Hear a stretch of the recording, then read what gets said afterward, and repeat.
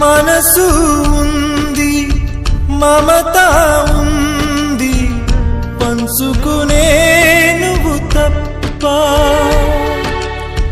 ఊపిరి ఉంది, ఆయువు ఉంది, ఉండాలనే ఆశ తప్ప. ప్రేమంటేనే శాశ్వత విరహం అంతేనా? ప్రేమిస్తేనే సుదీర్ఘ నరకం నిజమేనా? ఎవరిని అడగాలి నన్ను తప్ప? చివరికి ఏమవాలి మన్ను తప్ప?